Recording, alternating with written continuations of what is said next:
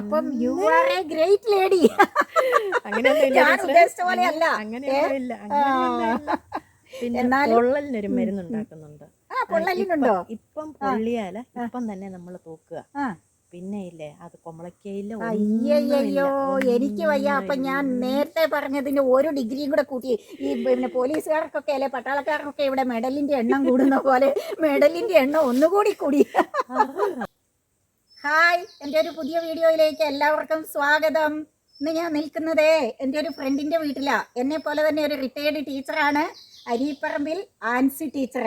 മലയാള ആൽഫബറ്റിന്റെ order അനുസരിച്ചാണല്ലോ ആ short ആ ദീർഘം. അരീപ്പറമ്പിൽ ആൻസി ടീച്ചർ. എന്താ ടീച്ചറിന്റെ അടുത്തെന്നല്ലേ?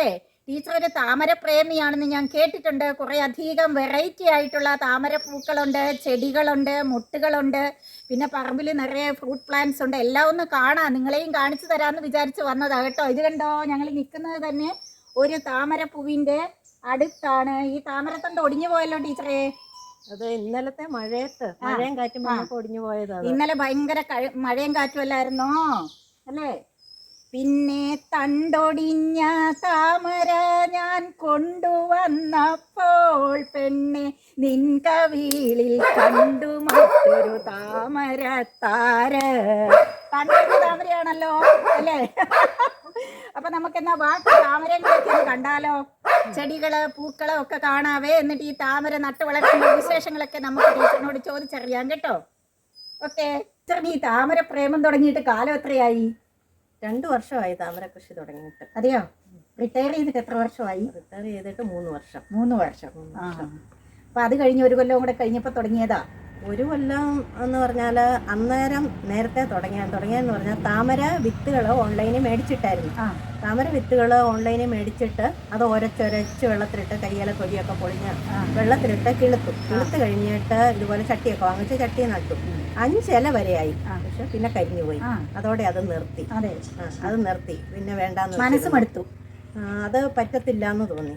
പിന്നെ നമ്മൾ ഒരു ദിവസം കണ്ണൂർ പോയിട്ട് വരുമ്പോൾ മടുക്കാൻ പോയില്ല, ഒരു വീടിൻ്റെ അവിടെ വഴി സൈഡില് താമര ഇതുപോലെ ചട്ടിയിലേക്ക് കണ്ണിച്ചേട്ടൻ പറഞ്ഞു വാങ്ങിക്കാം, നമുക്കൊരു താമര വാങ്ങിക്കാം. അങ്ങനെ അവിടുന്ന് ഞങ്ങൾ ഒരു ചട്ടി വാങ്ങിച്ചു കൊണ്ടുവന്നു. എന്നിട്ട് ഒരു മുട്ട ഉണ്ടായിരുന്നു, പിന്നെ ഒരു മുട്ടയോടെ വന്നു 2 പൂവുണ്ടായി. 2 പൂവുണ്ടായി കഴിഞ്ഞപ്പം പിന്നെ അതിനെ പിരിച്ചു വെക്കാവുന്ന താമര മേടിച്ചപ്പോൾ അവർ പറഞ്ഞു. അപ്പൊ 2 പൂ വിരിഞ്ഞ് കണ്ടു കഴിഞ്ഞപ്പോ ഇൻട്രസ്റ്റ് ആയി. പക്ഷെ അത് പിരിച്ചു വെച്ചു കഴിഞ്ഞിട്ട് ഒന്നും ഉണ്ടായില്ല. കാരണം ട്യൂബർ മൂക്കണമായിരുന്നു, ട്യൂബർ മൂത്തില്ല. അപ്പം ചോദിച്ച് മനസ്സിലാക്കിയപ്പം പറഞ്ഞു തന്നവർക്കും അത്രേ അറിയത്തുണ്ടായിരുന്നുള്ളൂ. എനിക്ക് അത്രയും പോലും അറിയത്തില്ലായിരുന്നു. 10 ചട്ടിയിലുണ്ടാക്കി, പക്ഷെ മുഴുവൻ പോയി. അത് ശരി. അന്നേരമാണ് കുളമൊക്കെ കുത്തി കുളത്തിലൊക്കെ നട്ടു. എന്നിട്ടും ടീച്ചർ പിന്നോക്കം പോയില്ല കേട്ടോ. 10 ചട്ടിയിലുണ്ടാക്കിയ താമര മുഴുവൻ പോയിട്ടും അതിനോട് ഒരു ആഗ്രഹം കൊണ്ടും അല്ലേ അത് പിന്നെയും ഉണ്ടാക്കി. പിന്നെ തിരുവനന്തപുരത്ത് അന്ന് കുളം ഉണ്ടാക്കിയതാ, ആ കുളത്തിൽ നട്ടതും പോയി. പിന്നെ തിരുവനന്തപുരത്ത് നിന്ന് ട്യൂബർ അയച്ചു വരുത്താൻ തുടങ്ങി. പിന്നെ അങ്ങനെ അയച്ചു വരുത്തി 3ാം തവണത്തെ പരീക്ഷണമോ വിജയിച്ചേ. അത് പിന്നെ ഇടയ്ക്കിടയ്ക്ക് ഇങ്ങനെ 4-5 എണ്ണം വെച്ചങ്ങ് അയച്ചു വരുത്തുകയാണ്. അതിൽ നിന്ന് ചിലതൊക്കെ പോയി. ട്യൂബർ ഉണ്ടാവും. റണ്ണർ ചിലപ്പോൾ ഇവിടെ വരുമ്പോഴത്തേന് കുറേ ദിവസം കൊറിയറിൽ വരുമ്പോഴത്തേന് ചിലപ്പോൾ അത് വാടിയൊക്കെ പോയിട്ട് റണ്ണർ ചിലപ്പോൾ ഉണ്ടാകാതെ വരും. പിന്നെ അങ്ങനെ എല്ലാം ഒരു സെറ്റ് കഴിഞ്ഞ ആഴ്ച ഈ വർഷം ഇതിനെല്ലാം റിപ്പോർട്ട് ചെയ്തതാണ്.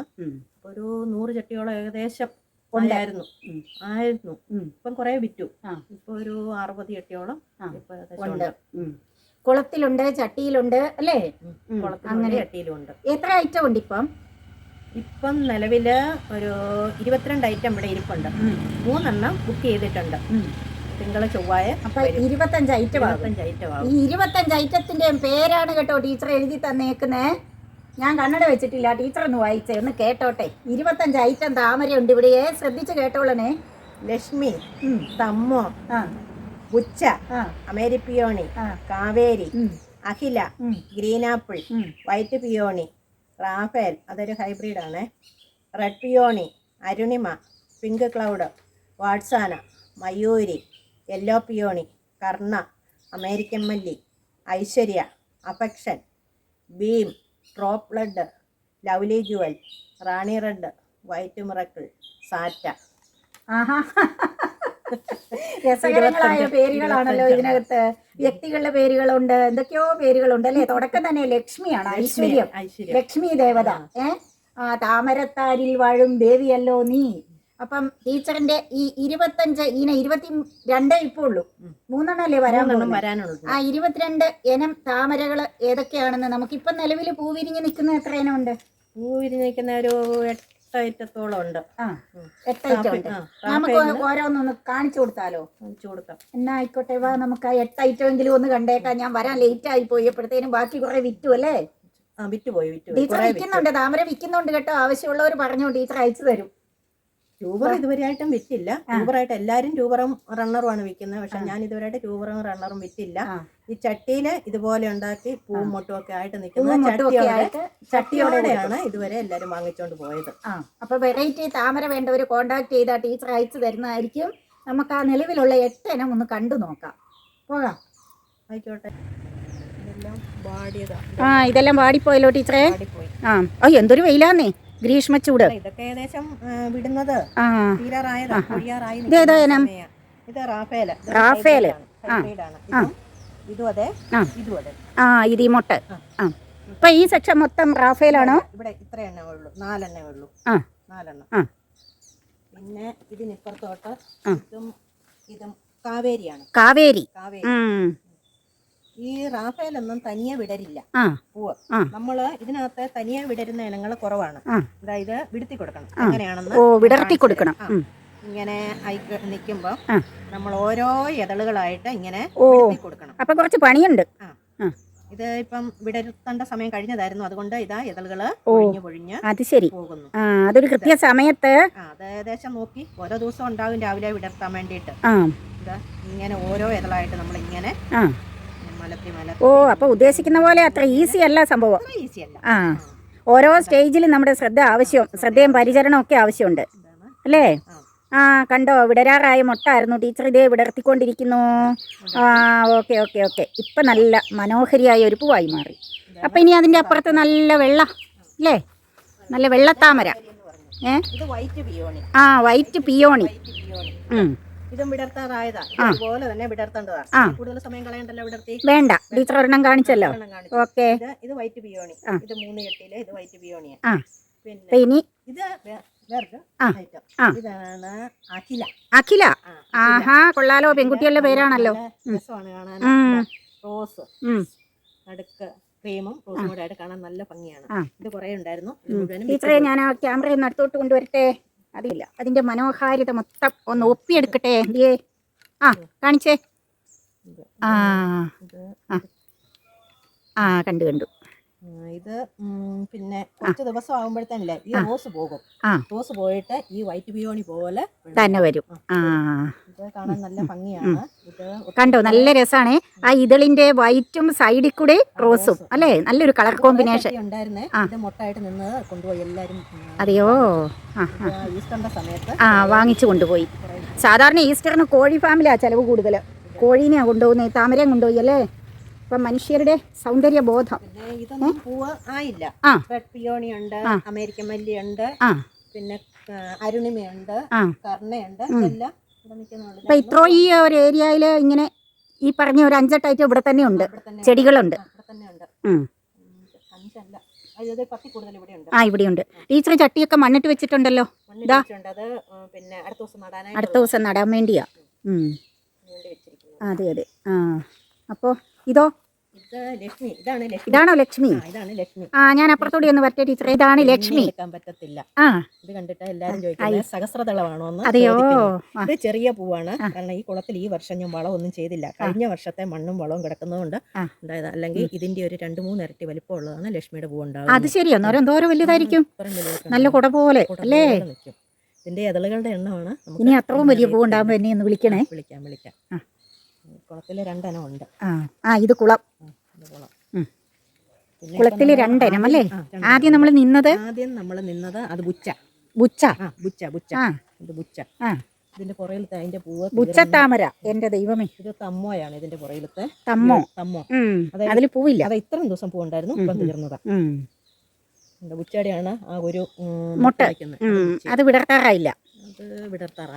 കുറച്ചുകൂടെ വലുതാകണം അല്ലേ? ഇത് 2 ദിവസം കൂടെ ആയാല് ബുച്ചേനെ നമുക്ക് വിടർത്താം.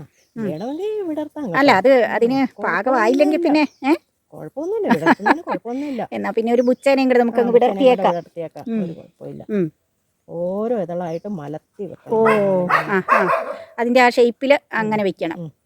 ഏറ്റവും പുറമേ ഉള്ള ഇതൾ നോക്കി ഇങ്ങനെ എടുക്കണം. പക്ഷേ വേറെ ഒരു പൂവും നമ്മളിങ്ങനെ മുട്ടിനെ വിടർത്തി കൊടുക്കേണ്ടി വരുന്നില്ലല്ലോ. വരുന്നില്ല, എല്ലാം തന്നെ എല്ലാം തനിയെ വിടരുന്നല്ലേ പൂക്കള്. ഇവിടെ പിന്നെ അമേരിക്കൻ പിയോണി ഉണ്ട് തന്നെ വിടരുന്നത്. അതെയോ? അല്ല, ബാക്കി എല്ലാം വിടർത്തി കൊടുക്കുക ചെയ്യും. അതിലിപ്പോ പൂവില്ല? അതിലുണ്ട്. ഉണ്ടോ? എന്നാ നമുക്ക് അതൊന്ന് കാണിക്കാം. ഓക്കെ. ആഹാ,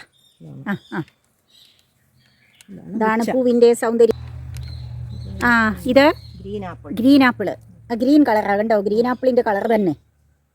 എല്ലാ ഇതളും ഗ്രീനാ അല്ലേ?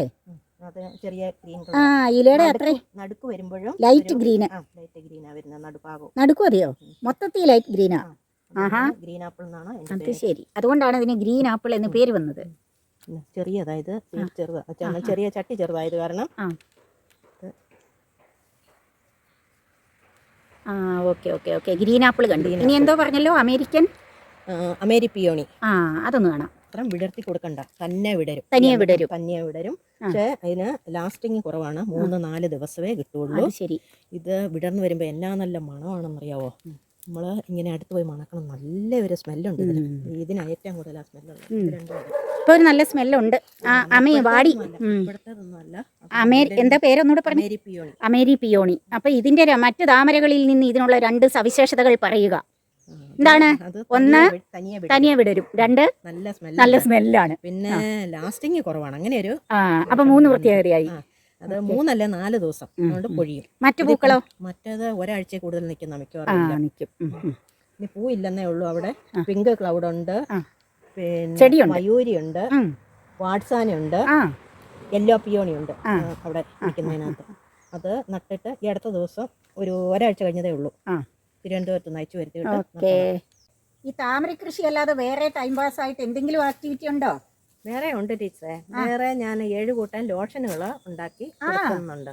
7 കൂട്ടം ലോഷൻ? 7 കൂട്ടം lotion. Dish wash, hand wash, toilet cleaner, cloth wash, floor cleaner, comfort, phenyl. അത് ശരി. അപ്പൊ എനിക്ക് വേറൊരു വീഡിയോയ്ക്കുള്ള കണ്ടന്റും കൂടെ ആയേ. ഇപ്പൊ അത് നമ്മൾ ഓരോന്ന് വിശദമായിട്ട് ഇതിൽ അവതരിപ്പിച്ച ഈ വീഡിയോ ലെങ്ത് കൂടി പോകും. അതുകൊണ്ട് ഞാനത് വേറൊരു വീഡിയോയിൽ ഷൂട്ട് ചെയ്യാം. ഈ ഒരു ദിവസം ബ്രാൻഡ് നെയിം ലോട്ര. അത് ശരി. അത് നമുക്ക് തീർച്ചയായും അടുത്തൊരു വീഡിയോയിൽ കാണിച്ചു കൊടുക്കണം പ്രേക്ഷകരെ. അപ്പോൾ ഇതൊക്കെ നമുക്ക് വീട്ടിൽ തന്നെ ഉണ്ടാക്കാൻ പറ്റും.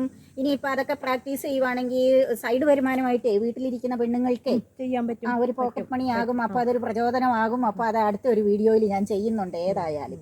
പിന്നെ ഇങ്ങനെ കൃഷിയുമായി ബന്ധപ്പെട്ട വേറെ എന്തെങ്കിലും ഉണ്ടോ? കൃഷി വേറെ കുറച്ച് ഫ്രൂട്ട് പ്ലാന്റ്സ് ഉണ്ട്. 5-6 ഇനങ്ങളുണ്ട്. അപ്പോൾ അത് നമുക്ക് വേറൊരു വീഡിയോ ആക്കാം. പിന്നെ ഞാൻ 1-2 മരുന്നുകൾ കൊടുക്കുന്നു. മരുന്നുകളും ഉണ്ടോ? മരുന്നുകളുണ്ട്. അത് ഇപ്പോഴല്ല, റിട്ടയറായി കഴിഞ്ഞല്ല, വർഷങ്ങൾ നേരത്തെ ഉള്ളതാണ്. വേരിക്കോസ് വെയിന് തീർത്തും മാറ്റി കൊടുക്കും. പിന്നെ പൈൽസ് അത് ഒരു 3-4 ദിവസം കൊണ്ട് മാറ്റി കൊടുക്കും. പച്ചമരുന്നല്ല, ആയുർവേദം.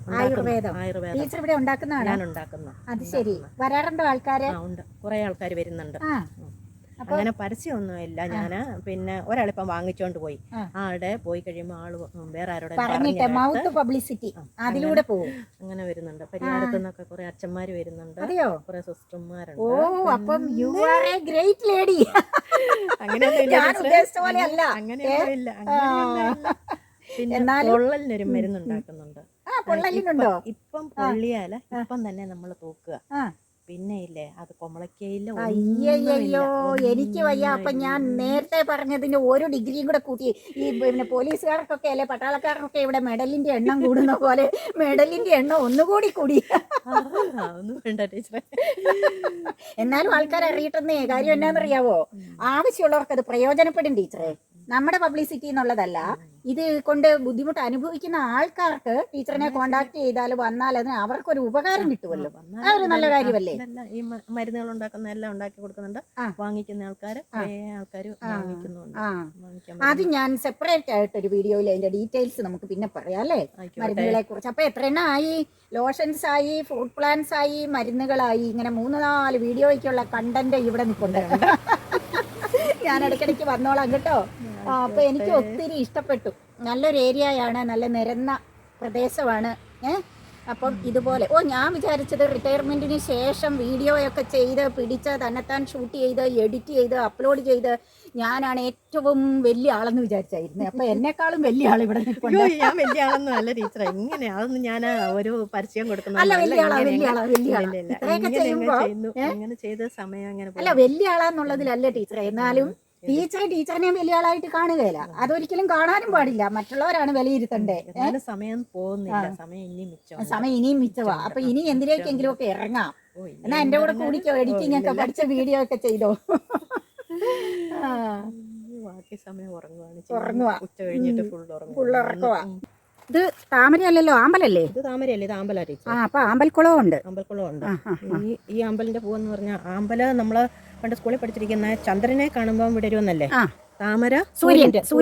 സൂര്യന്. അപ്പൊ ഇത് ശരിക്കും ഈ ആമ്പല അങ്ങനെയാണ്. എന്നാൽ ഇത് 4 മണി കഴിയുമ്പോഴേ ഇത് വിടരും. എന്നിട്ട് പിറ്റേ ദിവസം 11 മണിയാകുമ്പോൾ ഇത് കൂമ്പും. ഇപ്പം കൂമ്പി നിൽക്കുന്ന സമയം.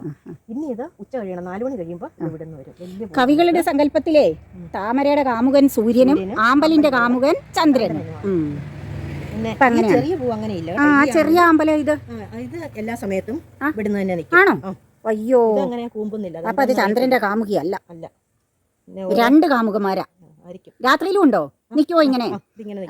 അപ്പൊ ഹരികൃഷ്ണൻസ് സിനിമ പോലെയായി. 2 കാമുകന്മാരാ, സൂര്യനും ചന്ദ്രനും.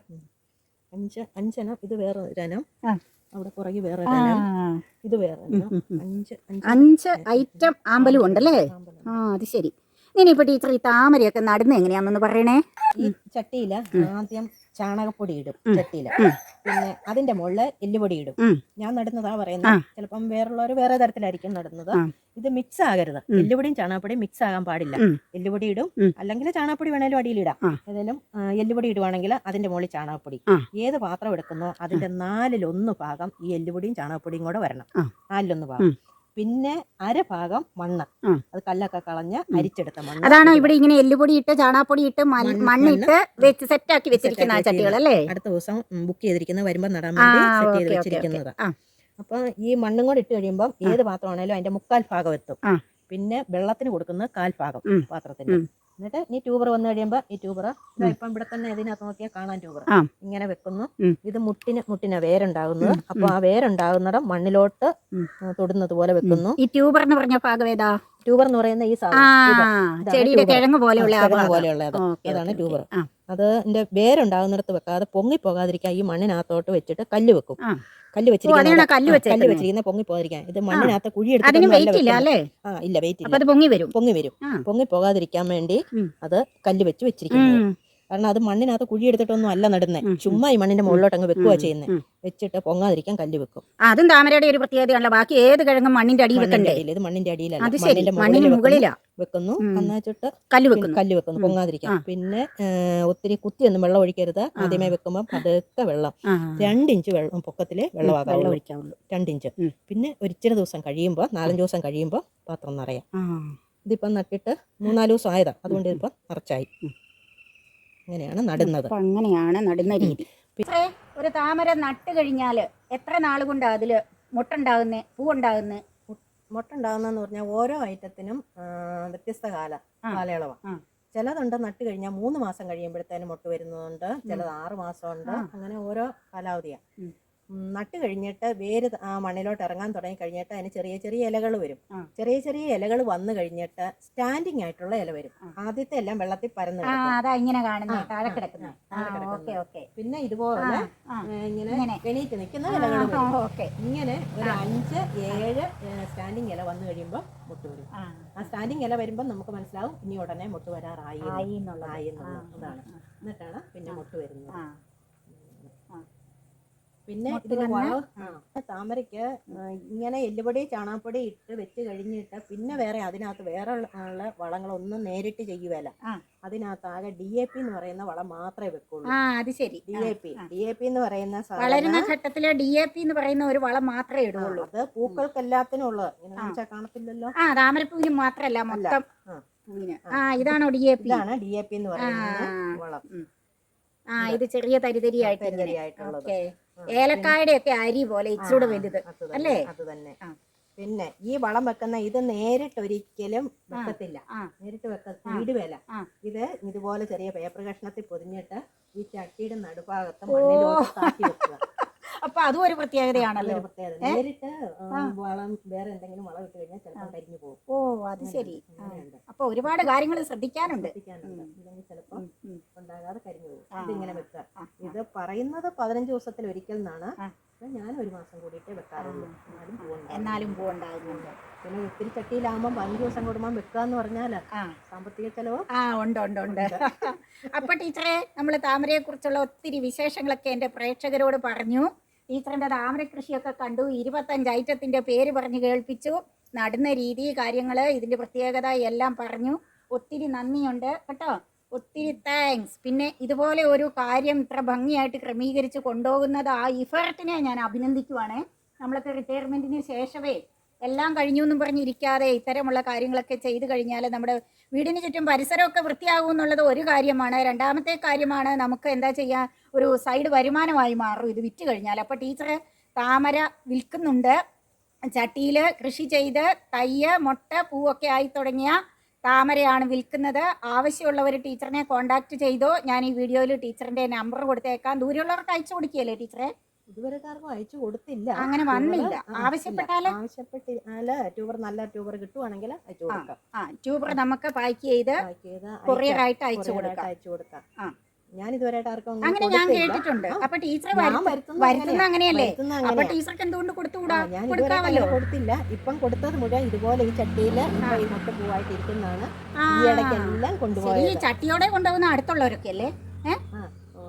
ഒരു 5-10 കിലോമീറ്റർ ഉള്ളിലുള്ള ഒരു വണ്ടിയും കൊണ്ട് വന്നല്ലേ കൊണ്ടുപോകാൻ പറ്റുള്ളൂ. അപ്പൊ അത് പോരാ. ടീച്ചറിന്റെ ഈ ഒരു സംരംഭം കുറേ കൂടെ വൈഡ് ആയിട്ടുള്ള ഏരിയയിലുള്ള ആൾക്കാർ അറിയണം. 25 വെറൈറ്റി താമരകളാണ് ഇവിടെ ഉള്ളത്. അപ്പോൾ ആവശ്യമുള്ളവരെ, ടൗൺ ഏരിയയിലൊക്കെ ഉള്ളവരെ കോണ്ടാക്ട് ചെയ്താൽ ടീച്ചർ അതിൻ്റെ ട്യൂബറായിട്ട് അയച്ചു തരും കേട്ടോ. അങ്ങനെ വേണം ഇതിൻ്റെ പ്രശസ്തി നാടെങ്ങും പരക്കാൻ. അപ്പം നമുക്ക് ഈ വീഡിയോ ഇവിടെ വൈൻഡപ്പ് ചെയ്താലോ? കുറേ ലോങ് വീഡിയോ ആയി. അപ്പം ഇനി ഞാൻ വീണ്ടും വരാം. വേറെ വിഷയങ്ങളുമായി ടീച്ചറിൻ്റെ അടുത്ത് ധാരാളം വീഡിയോയ്ക്കുള്ള കണ്ടന്റ് ഞാൻ കണ്ടുവച്ചിട്ടുണ്ട്. അപ്പം നമ്മൾ ഇനിയും കാണും കേട്ടോ. അപ്പോൾ ഓക്കെ, എൻ്റെ പ്രേക്ഷകർക്കൊരു ബൈ പറഞ്ഞു. ബൈ. ഇനി മറ്റൊരു വീഡിയോയിൽ കാണാം കേട്ടോ. ഓക്കെ.